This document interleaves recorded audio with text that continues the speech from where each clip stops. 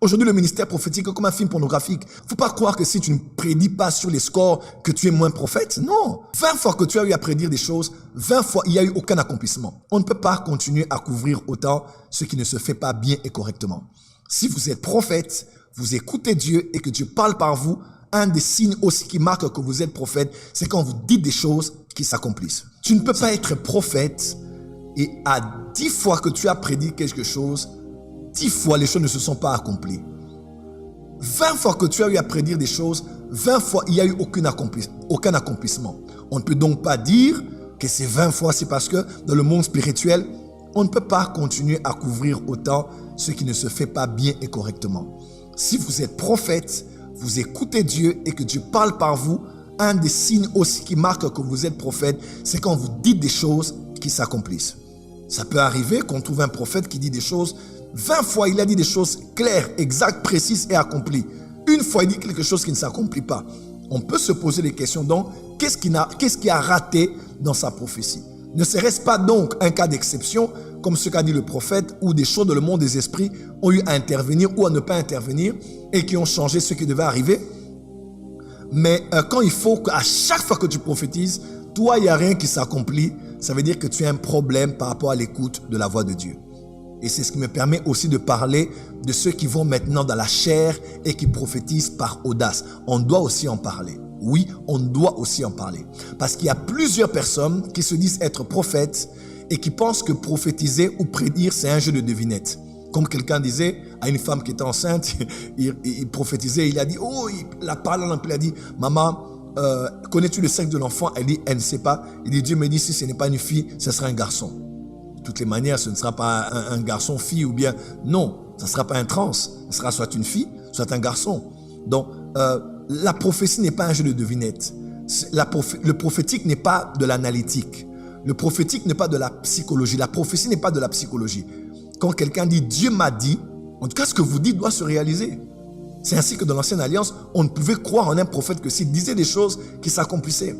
C'est aussi important. Il peut y avoir des cas d'exception, n'est-ce pas, où certains éléments sont pris en jeu parce que la personne à qui on a parlé n'a pas cru, la personne à qui on a parlé n'a pas obéi aux instructions, aux interdits, au commandement de Dieu. La personne à qui on a parlé a quitté le lieu de l'accomplissement de sa promesse. La personne à qui on parlait vit dans le péché et sa nature pécheresse a repoussé la main de Dieu parce qu'elle n'est pas trop courte pour agir, mais ce sont nos péchés qui bloquent.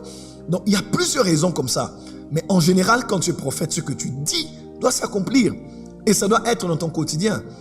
Dans le prophétique, l'exception doit être ce qui n'est pas accompli. Mais la règle doit être les accomplissements. Parce que nous prions un Dieu qui voit, qui parle, qui entend et qui dit les choses clairement avec détail et précision. Mais il ne faut pas que dans votre relation avec Dieu, tout ce que vous vivez n'est que il fallait que je prie, il fallait que je prie. Non, quand Dieu vous parle, il parle. Et Dieu doit aussi confirmer que vous êtes prophète parce que vous dites qu'il s'accomplit. Mais quand tout ce que vous dites ne s'accomplit pas, il y a un problème. Et probablement que vous prophétisez par audace. Laissez-moi vous donner quelques exemples ici, par exemple, dans les Écritures, de plusieurs qui prophétisent par audace. Et ça, c'est quelque chose de prendre très au sérieux.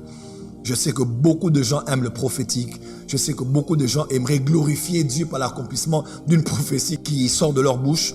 Mais je ne peux que vous dire d'être obéissant à Dieu. Si Dieu parle, parlez. Mais s'il n'a pas parlé, taisez-vous.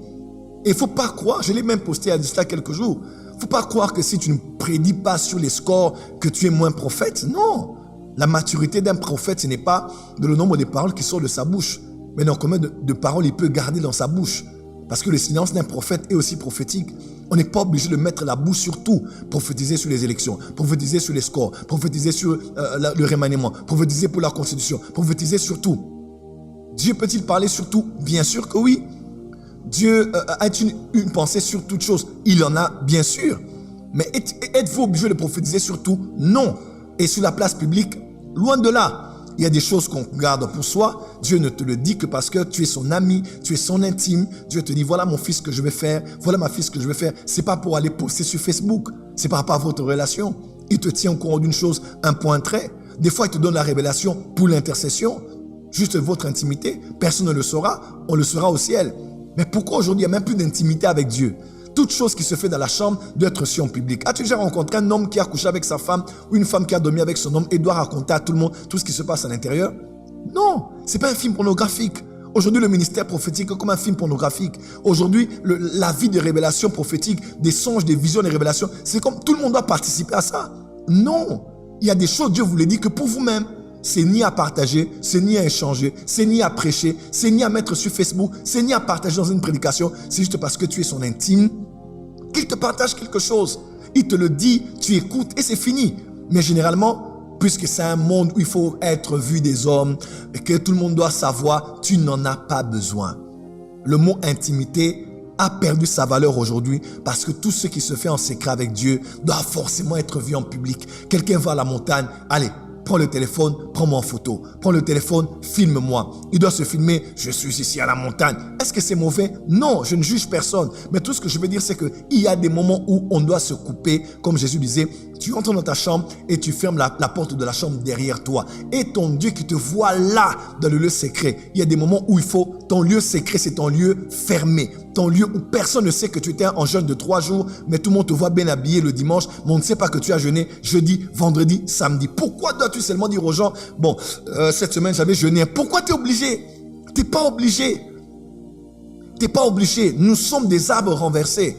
Les racines sont au ciel. Les fruits sont sur la terre. Quelqu'un est avec moi?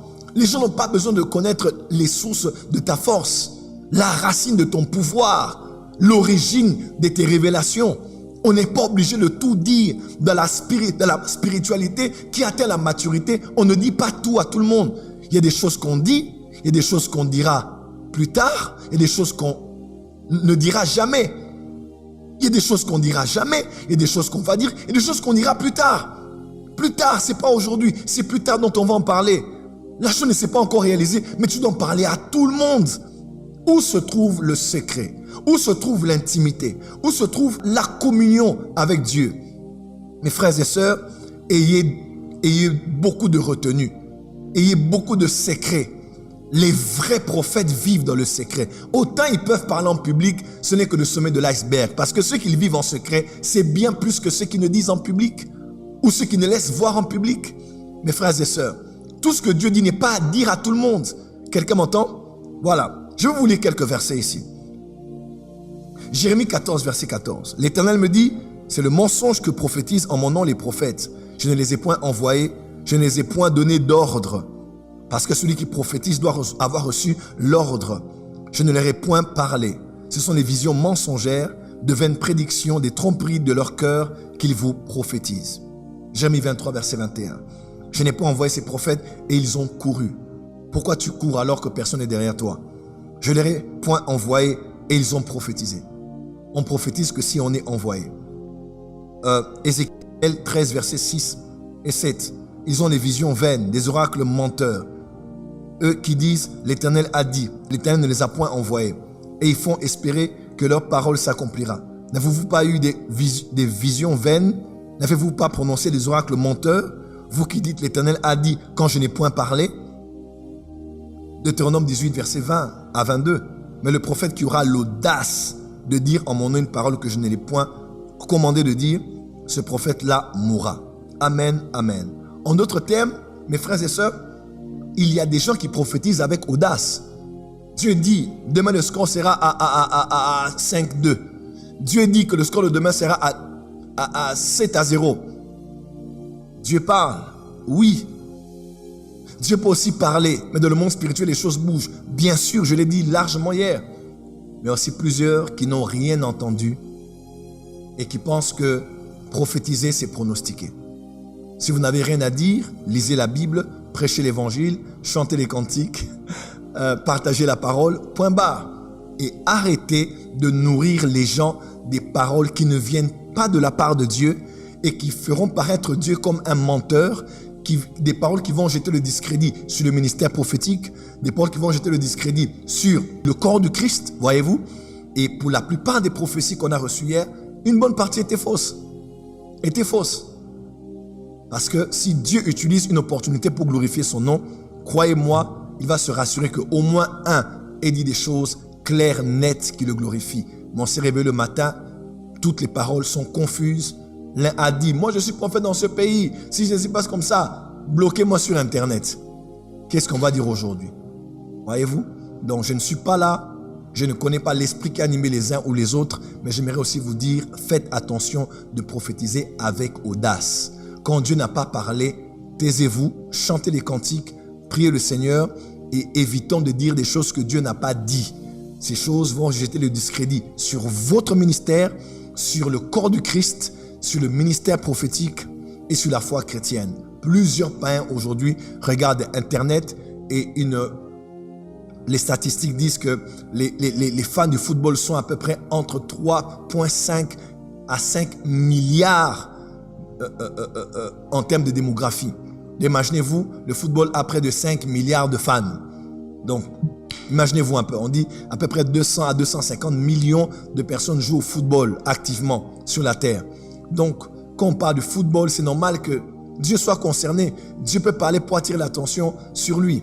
Mais quand il n'y a que des prophéties qui ne s'accomplissent pas depuis le début de la compétition jusqu'à aujourd'hui, croyez-moi, il y a anguille sous roche et quelque chose ne va pas par rapport à vos prédictions.